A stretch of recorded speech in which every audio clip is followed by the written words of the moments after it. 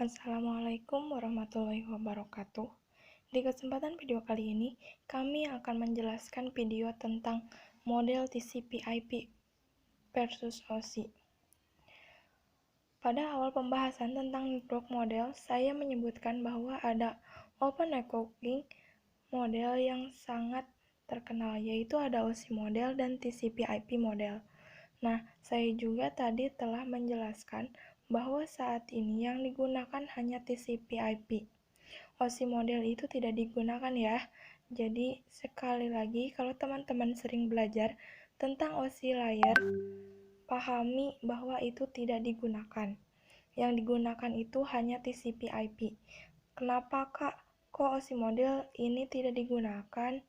Karena untuk sisi pengembangan protokolnya, perkembangan modelnya itu TCP lebih menang dibanding OSI.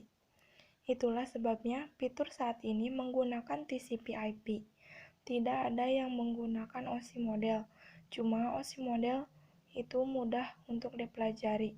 Itulah alasan kenapa kebanyakan orang tetap belajar menggunakan OSI model dibanding TCP/IP. Karena cenderung lebih mudah untuk dipelajari. Nah, sebenarnya TCP/IP model itu gak jauh berbeda, bahkan hampir mirip dari sisi layer. Di sini kita bisa lihat bahwa di OSI model ini itu ada 7 layer.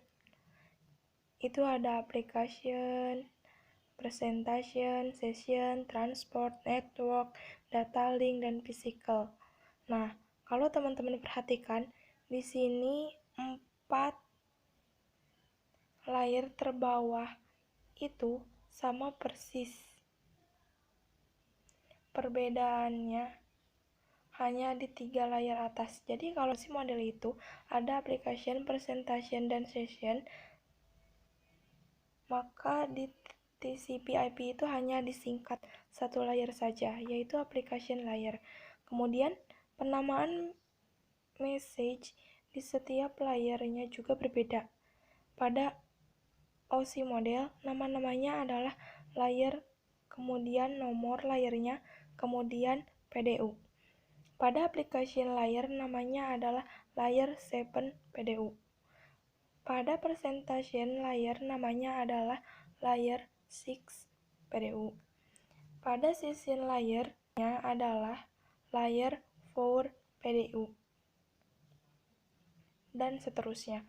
Jadi, nama-nama di OSI model itu adalah PDU seperti ini. Sedangkan kalau di TCP/IP, seperti yang sudah saya bahas di video sebelumnya, namanya adalah ada data. Jadi di application layer itu data, kemudian di transport layer itu ada segmen. Di network layer ada paket. Pada data link namanya adalah pram, dan physical layer adalah bit. Jadi seperti itu. Jadi sekali lagi yang perlu teman-teman perhatikan bahwa saat ini open network yang digunakan hanya TCP/IP. Adapun OSI itu cocok untuk pembelajaran karena mudah untuk dipahami. Tapi kalau kita sudah memahami, maka TCP/IP yang 5 layer seperti ini bukan yang 4 layer ya.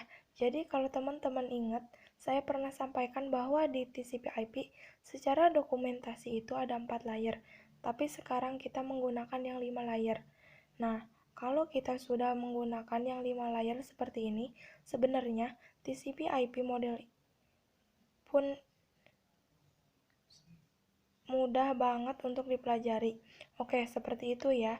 Jadi itulah kenapa dari awal saya membahasnya adalah TCP/IP. Karena saat ini yang digunakan adalah TCP/IP. Oke, kita bahas kesimpulannya. Jadi ini adalah kesimpulan dari awal kita sudah membahas tentang networking model. Jadi networking model itu fungsinya adalah mendefinisikan bagaimana antar komputer khususnya yang berbeda biner bisa berkomunikasi dengan mudah. Kemudian ada 2 networking model yang sangat terkenal, yaitu TCP/IP dan OSI. Namun untuk saat ini yang digunakan itu hanya TCP/IP.